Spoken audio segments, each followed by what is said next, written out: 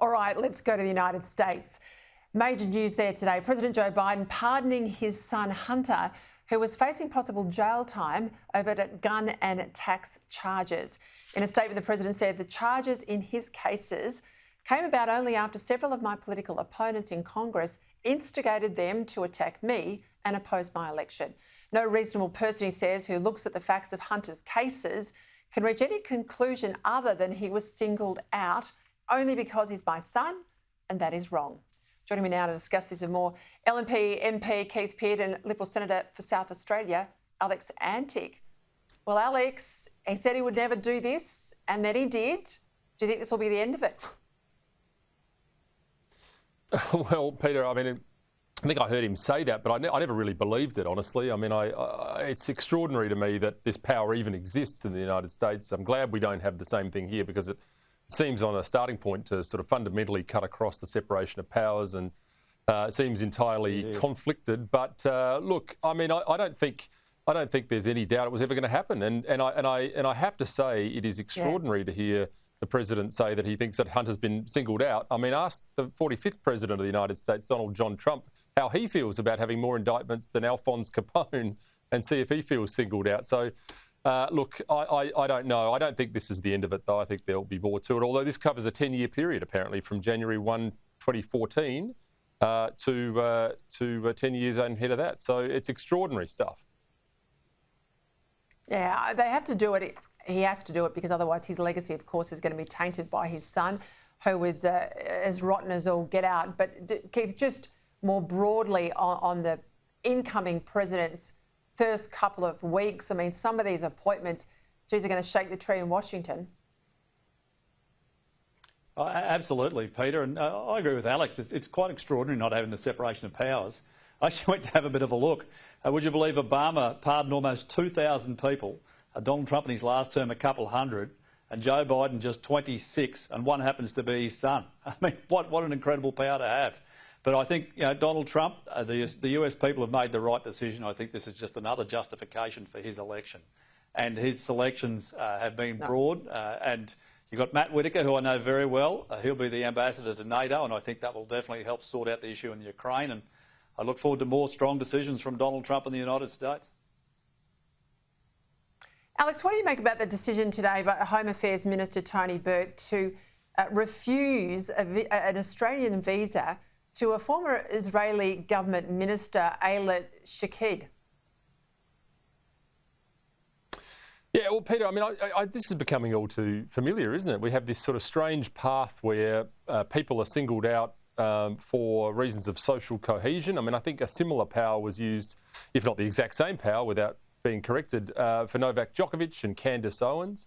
Novak Djokovic, of course, came through the middle of COVID, and you can see how this power can be used in terms of the minister's own subjective opinion in many respects as to what is going to harm society. Now, I mean, I take the view, I would rather hear what people have got to say, regardless of whether or not I'm offended by it or not. I just think this is a very, very dangerous way to go. And so I think, I mean, freedom of speech is finite. I get it. You can't have people calling for, you know, killings and murders and all the rest of it. We all agree with that. But you start entering into dangerous territory when you start denying people visas on these grounds, I reckon. Look, I share that view.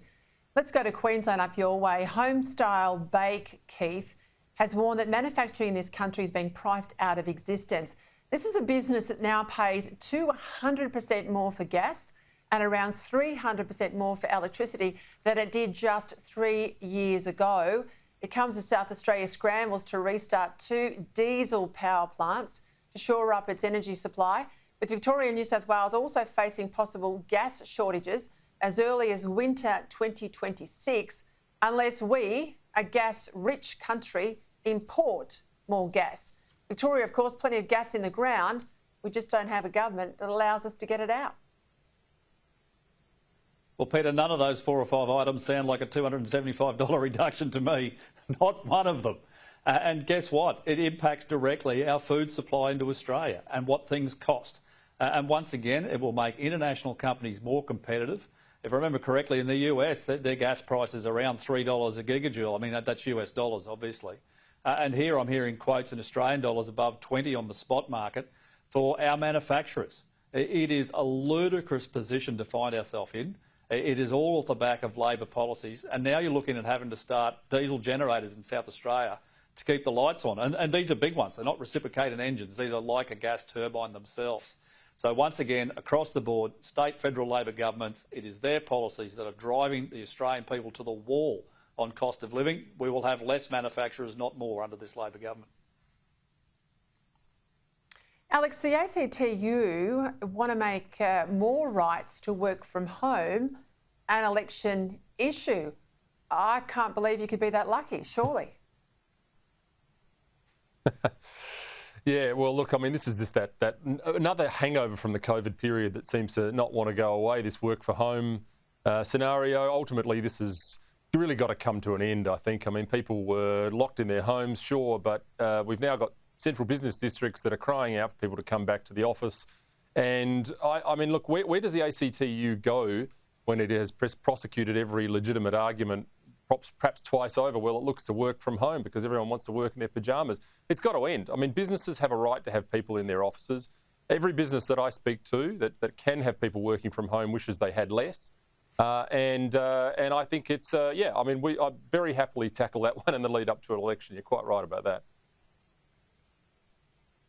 Keith, I brought a story to my viewers last week about a convicted murderer in Victoria who'd been approved to get IVF treatment. Well, the government's been weak. Jacinta Allen sort of wringing her hands about it, says she won't discuss personal circumstances. But all the public hospitals that to have IVF services, as well as the state's major IVF clinics, they are saying they will not treat this woman. So leadership from the clinics and not the Premier. Well, Peter, I know this is a desperately personal issue for you, and I know your history. But if you're in jail, there's a reason for that. You are paying a penalty for something that you've done in your former life, and this is one of those penalties. I think people in Victoria would be horrified as to what you can get access to as a jail inmate. The idea is that you're supposed to have a penalty because of the things that you've done, and I don't think there's anything wrong with that whatsoever. But it's another reason the Victorian government is tanking, not just on the economy, which is an absolute disaster. Here's another reason. You're not wrong. I think parenthood is a responsibility, not just a right. In this case, she loses her rights. Thank you both. Gift. See you next week.